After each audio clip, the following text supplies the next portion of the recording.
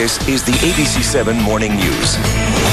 You know, despite the success of missile-carrying drone aircraft, the next generation of fighter plane will still need a pilot.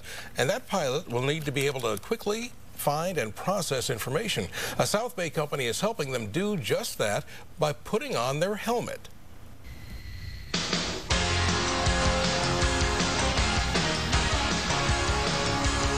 25 years ago, when the F-14 fighter and Tom Cruise's haircut were state-of-the-art, everything Maverick needed to know was projected on his cockpit's dash-mounted heads-up display.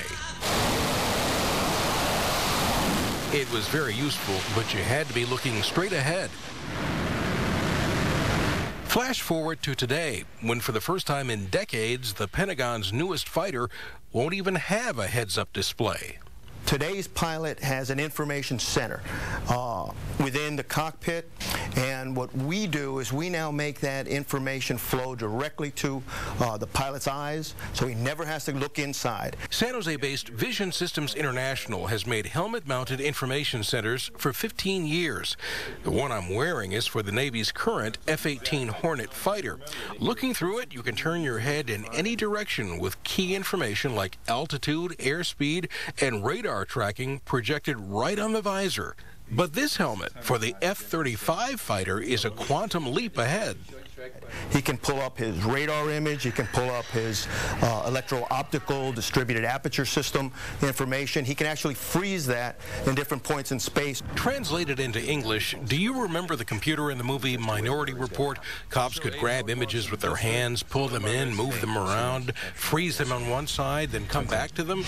With the Strike Eye helmet, the pilot can do much the same with his eyes, including locking onto an enemy fighter and firing a missile. He can also data link with other aircraft and see what they're looking at. The system costs $140,000, and since the Air Force, Navy, and Marine Corps are all buying the airplane, that could mean significant numbers sold. But the success of unmanned drone aircraft point to a future with few and maybe no manned fighters.